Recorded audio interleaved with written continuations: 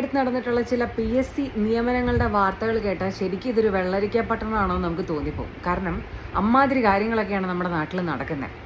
നമ്മുടെ നാട്ടിൽ പുറത്ത് വിട്ട് പഠിപ്പിക്കാൻ പൈസ ഇല്ലാത്ത ശരാശരി ഒരു പാരൻറ്റിൻ്റെ ഒരു കുട്ടിയുടെ ഒരു പ്രതീക്ഷ എന്ന് പറയുന്നത് PSC എഴുതിയിട്ട് എങ്ങനെയെങ്കിലുമൊക്കെ ഒരു ഗവൺമെൻറ് ജോലിയിൽ കയറിക്കൂടാന്നുള്ളതാണ്. അപ്പോൾ അതിന് വേണ്ടിയിട്ട് ഡിഗ്രി കഴിയുമ്പോഴത്തേക്കും തന്നെ ഈ കുട്ടികൾ പ്രിപ്പറേഷൻ തുടങ്ങും. 5ഉം 10ഉം വർഷമൊക്കെയാണ് പലരും പ്രിപ്പയർ ചെയ്യുക. എന്നിട്ട് തന്നെ അതിൻ്റെ പകുതി ലിസ്റ്റിൽ വന്ന പേരൊക്കെ വെട്ടിപ്പോകുന്ന സാഹചര്യമൊക്കെ നമ്മൾ കാണാറുണ്ട്.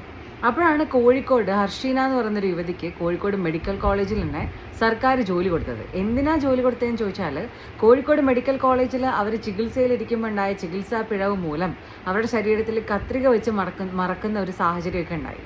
അപ്പം അങ്ങനെ ഒരു പിഴവ് വന്നാൽ ശരിക്കും ഗവൺമെൻറ് എങ്ങനെയാണ് ഉത്തരവാദിത്തത്തോടു കൂടി അവിടെ പെരുമാറേണ്ടത്? അവർക്കതിനുള്ള നഷ്ടപരിഹാര തുക കൊടുക്കണം. അതേപോലെ തന്നെ അവർക്ക് തുടർ ചികിത്സ വൃത്തിയായിട്ട് ചെയ്തു കൊടുക്കണം. ഇതാണ് ഇങ്ങനത്തെ ഒരു സാഹചര്യത്തിൽ ചെയ്യേണ്ടിയിരുന്നത്. അതല്ലാതെ അവർക്ക് ഡയറക്റ്റ് ഒരു നിയമനമൊക്കെ കൊടുക്കുമ്പം അത് കഷ്ടപ്പെട്ട് PSCക്ക് പഠിക്കുന്ന കുട്ടികളുടെ പുച്ഛിക്കുന്നതിന് തുല്യമായിട്ടാണ് എനിക്ക് പേഴ്സണലി തോന്നിയത്.